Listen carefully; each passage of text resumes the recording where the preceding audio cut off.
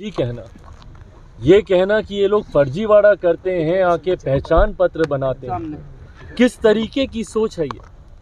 आज अभी हम लोग महामहिम के साथ बैठे हुए थे और उसमें ये चर्चा हुई कि ये वही यूपी बिहार के लोग हैं।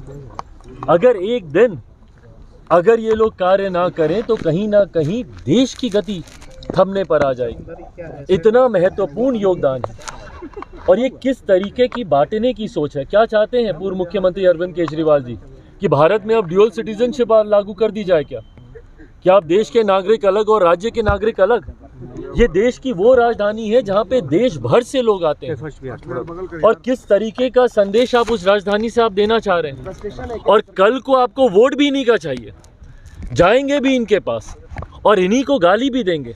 ये वही सोच है जो कि महाराष्ट्र में भी एक राजनीतिक दल था जो महाराष्ट्र में बिहारियों के ऊपर लाठी चलाने का काम करता था। और आज उद्धव ठाकरे जी की पार्टी और आज वही सोच को अरविंद केजरीवाल जी, ये पूरी तरीके से फ्रस्ट्रेशन है इनकी। जिस तरीके से आज एनडीए गठबंधन को हर सर्वे में बढ़त मिल रही है, जिस तरीके से एक बात है कि पिछले 10 सालों में लगातार इनकी सरकार होने के बावजूद ये अपने वादे पूरे नहीं कर पाए। कौन कौन से देश से तुलना की थी कि दिल्ली को ये बना देंगे, क्या क्या कहा था कि दिल्ली की सड़कें कैसी कर देंगे तो पानी कैसा वहाँ का हो जाएगा। आज भी जाके देखिए वहाँ के नलों से गंदा पानी, आज भी जाके वहाँ की सड़कों के हालात देखिए, वहाँ का इंफ्रास्ट्रक्चर देखिए। हकीकत है ना इनसे पंजाब संभला ना इनसे दिल्ली संभला। और दिल्ली के लोगों ने इस बार बदलाव का मन बना लिया। अगर इनको बार बार यही शिकायत करनी है कि एलजी हमारा साथ नहीं देता, अगर इनको बार बार यही शिकायत करनी है कि केंद्र सरकार से हमको साथ नहीं मिलता, इससे पहले तो किसी सरकार ने ये शिकायतें नहीं की थी। और इन्होंने सिर्फ ये बहाना बना लिया काम नहीं करने का। तो जब आपको काम करना ही नहीं है और आप यही कहते हैं कि भाई केंद्र से हमको समर्थन नहीं मिलता, एलजी हमको समर्थन नहीं देती, तो माइट एज वेल दिल्ली की जनता इस बार उसी सरकार को चुने ना जिसका समर्थन एलजी देंगे, जिसका समर्थन केंद्र सरकार को भी जिसका मिलेगा। और जिनको बहुत खूबसूरत शब्दों में हमारे प्रधानमंत्री जी डबल इंजन की सरकार कहते हैं। इस बार ये बात तय है कि 8 फरवरी को जब परिणाम आएंगे तो दिल्ली में डबल इंजन की सरकार होगी। भाजपा के नेतृत्व वाली एनडीए की सरकार दिल्ली में बनने जा रही है, इसमें कहीं कोई संदेह नहीं। बीपीएससी के मुद्दे पे भी बात हुई क्या? शुरुआती दिनों में ही तेजस्वी यादव ने कहा कि इस साल बिहार में एनडीए की विदाई। अच्छा सुनिए ना, इनकी ये आदत बन गई। आप इनके बयान निकाल के देख लीजिए ना, लोकसभा के वक्त क्या बोलते थे, सुपड़ा साफ हो जाएगा, खाता नहीं खोल पाएंगे। हर चुनाव में वही रटी रटाई बातें। परिणाम क्या होते हैं? अभी उपचुनाव में परिणाम दिख गए ना इनको। हाँ, 4 सीटों पे उपचुनाव हुए, 100% स्ट्राइक रेट रहा एनडीए का। क्या हो गया भैया?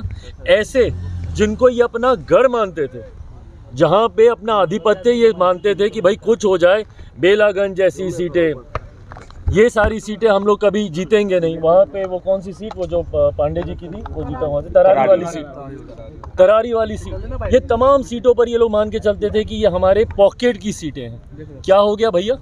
4 सीटें हार गए। और ये एनडीए की ताकत है। जिस तरीके से एनडीए के 5 दल हैंड इन ग्लव की तरह मिलकर कार्य करने का काम कर रहे हैं। आप सबने देखा, लगातार हमारे प्रदेश अध्यक्षों की बैठक हो रही है। सारे दलों के प्रदेश अध्यक्ष एक साथ अभी 15 तारीख से यात्रा पर भी अभी निकल रहे हैं। और ये हैंड इन ग्लव सिर्फ राष्ट्रीय स्तर पर या प्रदेश के स्तर पर ही नहीं है, जिला से लेकर प्रखंड तक आप लोग जाइएगा, वहाँ पर भी सारे दलों के जिला अध्यक्षों का, प्रखंड अध्यक्षों का, पंचायत अध्यक्षों की जो बॉन्डिंग है बूथ स्तर तक पर हम लोग इसको लेकर जा रहे हैं।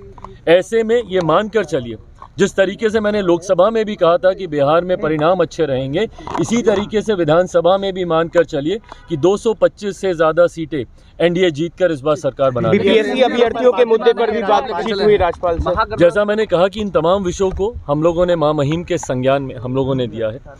एक बात मैं ज़रूर मानता हूँ, छात्र जो बिहार का भविष्य है, उनके साथ कतई कोई अन्याय नहीं होगा। हमारी बिहार की एनडीए की सरकार, हमारे मुख्यमंत्री नीतीश कुमार जी और तमाम घटक मिलकर इस बात को सुनिश्चित करने के लिए, उनके सुझावों को लेकर, तमाम विषयों को लेकर इस बात को सुनिश्चित किया जाएगा कि उनके भविष्य को लेकर किसी छात्र के साथ कोई अन्याय ना हो। Thank you. राज्यपाल जी से आज मुलाकात हुई। सर्वप्रथम बिहार में जिस तरीके से इस चुनावी वर्ष में जो बिहार और बिहारियों के लिए एक महत्वपूर्ण साल है। इस साल में देश के मुझे लगता है सबसे अनुभवी नेताओं में से एक महामहिम राज्यपाल जी को बिहार प्रदेश के राज्यपाल की जिम्मेदारी दी गई। इस उपलक्ष्य पर मैं मेरी पार्टी की तरफ से एक प्रतिनिधि मंडल जिसमें पार्टी के तमाम वरिष्ठ नेता शामिल थे, हम लोगों ने महामहिम से मुलाकात कर उनका स्वागत किया और ये विश्वास जताया कि उनके नेतृत्व में बिहार चुनावी साल में प्रवेश कर रहा है। ऐसे में उनका मार्गदर्शन हम सब के लिए अति महत्वपूर्ण है। साथ ही में नववर्ष की शुरुआत भी थी। ये नववर्ष की भी शुभकामनाएं महामहिम को पार्टी के तमाम नेताओं के द्वारा दी गई और इसी के साथ कई ऐसे बिहार से जुड़े हुए विषय हैं जिसकी जानकारी महामहिम के संज्ञान में हम लोगों ने देने का काम किया। कुल मिलाकर ये पहली औपचारिक मुलाकात लोक जनशक्ति पार्टी रामविलास के नेताओं की महामहिम के साथ थी। बहुत खूबसूरत ये मुलाकात रही। महामहिम के संबंध व्यक्तिगत तौर पर भी मेरे परिवार के साथ लंबे समय से रहे हैं। मेरे नेता मेरे पिता आदरणीय रामविलास पासवान जी ने दोनों ने साथ मिलकर भाइयों की तरह कार्य करने का काम किया। एक ही कैबिनेट का दोनों हिस्सा रहे। कई उतार चढ़ाव राजनीति के दोनों ने साथ मिलकर देखे। मैं बच्चा था तब से इनके साथ मेरा परिचय रहा है। उस नाते भी आज उनसे मिलना एक सुखद अनुभव रहा। सर, ये चिराग जी राजद के विधायक है आलोक मेहता, उनके 16 ठिकानों पर ईडी की रेड चल रही है। भाई देखिए, मैंने हमेशा इस बात को कहा है, जितनी भी जांच एजेंसीज हो, ईडी हो, सीबीआई हो, आईटी हो, जितनी भी ये एजेंसीज हैं, अगर आपने कुछ गलत नहीं किया तो आपको डरने की ज़रूरत नहीं। ये जितनी भी रेड होती हैं ये किसी ना किसी जानकारी के आधार पर ही होती हैं। अगर आपने कुछ गलत नहीं किया तो आपके साथ कुछ गलत होगा नहीं। पर हाँ, अगर जो जानकारी प्राप्त हुई है जिसके आधार पर इस तरीके की रेड की जा रही है उसमें अगर कुछ सही पाया गया तो किसी भी गुनहगार को बख्शा नहीं जाएगा। ये केंद्र सरकार इस बात को लेकर, मेरे प्रधानमंत्री, और अगर आज हम लोग बिहार की बात कर रहे हैं तो मुख्यमंत्री की भी नीति इस बात को लेकर पूरी तरीके से स्पष्ट है। ज़ीरो टॉलरेंस करप्शन को लेकर मेरे प्रधानमंत्री आगे बढ़ने का कार्य कर रहे हैं। ऐसे में अगर किसी ने भी भ्रष्टाचार या कोई भी गलत कार्य किया है तो उसको बख्शा नहीं जाएगा। इस सोच के साथ सरकार कार्य कर रही है। इंडिया अलायंस को लेकर तेजस्वी यादव ने स्पष्ट कर दिया कि बस लोकसभा चुनाव तक ही इंडिया अलायंस से।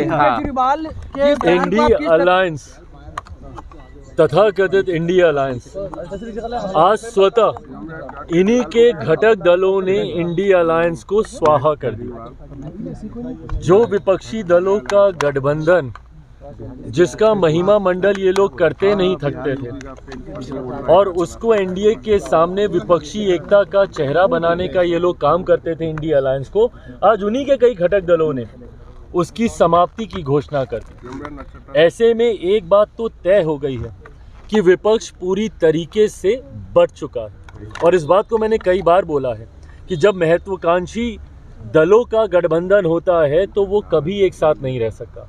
ऐसे भानुमति के कुनबे को कई बार बनते और बिगड़ते हम लोग देख चुके हैं। 2014 से देश में प्रधानमंत्री नरेंद्र मोदी जी को हराने की सोच के साथ कई बार ऐसे महत्वाकांक्षी दलों का गठबंधन बना और परिणाम क्या हुआ कि ये लोग एक दूसरे की काट ही करने के लिए लग जाते। दिल्ली में अभी चुनाव है, इनके घटक दल आधे आम आदमी पार्टी को सपोर्ट कर रहे हैं। कांग्रेस का नेतृत्व, देश की जनता तो नकार ही चुकी है, कांग्रेस का नेतृत्व इनके घटक दल तक स्वीकार करने को तैयार नहीं है। तो ऐसे में एक बात तय है कि एनडीए के सामने कम से कम अब विपक्ष कहीं नहीं ठहरता। मुझे तो बिहार में भी नहीं पता जब केंद्र में अगर विपक्ष की यह हालत है तो क्या राजद, वाम दल, कांग्रेस, ये तमाम दल एक साथ मिलकर चुनाव लड़ेंगे? क्योंकि कांग्रेस की भी महत्वाकांक्षाएं, अभी तो 100 का आंकड़ा इन्होंने पार नहीं किया, पर महत्वाकांक्षाएं तो बड़ी हुई। चुनाव आते आते तक बिहार में भी ये इंडी अलायंस है, महागठबंधन है, यूपी है, मुझे नहीं पता कि क्या है, पर मुझे नहीं लगता कि चुनाव आते आते तक बिहार में भी विपक्षी दल एक साथ रह पाएंगे। हाँ, ये सोच एक सत्ताधारी, एक राज्य की सत्ताधारी दल के प्रमुख की ये सोच, और वो भी एक ऐसे राज्य की सत्ताधारी पार्टी जो कि देश की राजधानी है। आम आदमी पार्टी के प्रमुख पूर्व मुख्यमंत्री अरविंद केजरीवाल जी ने जिस तरीके से यूपी बिहार के लोगों को लेकर आपत्तिजनक टिप्पणी करने का काम किया है,